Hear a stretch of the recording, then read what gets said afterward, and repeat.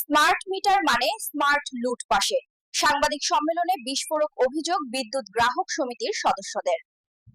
Tripura electricity consumer অ্যাসোসিয়েশনের পক্ষ থেকে রাজ্যে টিএসইসিএল এর পক্ষ থেকে জোর করে ভুল বুঝিয়ে ভয় দেখিয়ে মালিকের অনুপস্থিতিতে স্মার্ট মিটার লাগিয়ে দিচ্ছে।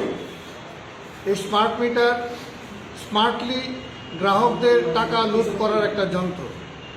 গত 8 তারিখে বিদ্যুৎ মন্ত্রী বলেছেন যে স্মার্ট মিটার এবং পুরনো ডিজিটাল মিটার পাশাপাশি বসাতে পারবে যদি কোনো গ্রাহক চায়। তাহলে দুটোই যদি সঠিক থাকে, ওইটাও যদি সঠিক থাকে, তাহলে স্মার্ট মিটারটা কেন?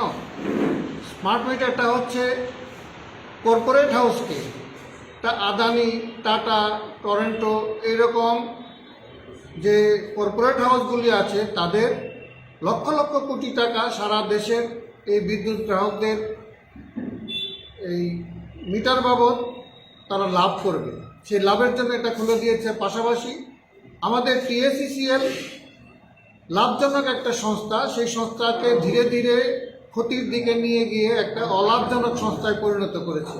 পরে এখন সেটাকে যাতে 1-2 বছরের মধ্যে এই স্মার্ট মিটার লাগিয়ে বেসরকারি মালিকের হাতে তুলে দেবে, এই পরিকল্পনার জন্য আজকে ত্রিপুরার 10.5 লক্ষ প্রায় 10,26,000 গ্রাহকদের জন্য যে মিটার, সেই মিটারের এক একটার দাম 8 থেকে 10,000 টাকা, গড়ে 10,000 টাকা ধরলে পরে 1,000 কোটি টাকা লাগবে।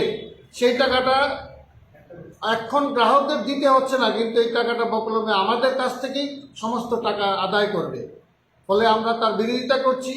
পাশাপাশি এই যে পাওয়ার পারচেজ অ্যাডজাস্টমেন্টের নামে প্রায় 11% বিদ্যুতের দাম বাড়িয়েছে।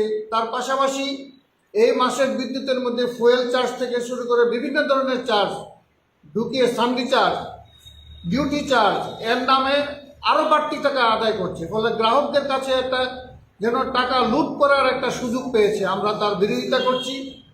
আবেদন করছি সমস্ত গ্রাহকরা, আপনারা এলাকায় এলাকায় ঐক্যবদ্ধ হয়ে আপনারা আন্দোলন গড়ে তুলুন। আমাদের কাছে যারা বিদ্যুতের স্মার্ট মিটার লাগাতে চান না, আমাদের কাছে অ্যাপ্লিকেশন ফর্ম আছে, আপনারা নিয়ে নেবেন, সংগ্রহ করবেন আমাদের সঙ্গে যোগাযোগ করে। আর যাদের লাগিয়ে ফেলেছে তারাও যাতে এই মিটারটা খুলে নেওয়ার যে আবেদন, সেই আবেদনটাও আমাদের কাছে আছে এবং সেটাতে আইনের ধারা অনুসারেই আমরা এটা করেছি। আইন অনুসারে ইচ্ছার বিরুদ্ধে টিএসইসিএল কোনো মতে স্মার্ট মিটার লাগাতে পারবে না এবং পারে না। এটা একটা স্কিমের মাধ্যমে কেন্দ্রীয় সরকার ঘোষণা করেছে, সেটা আইন নয়।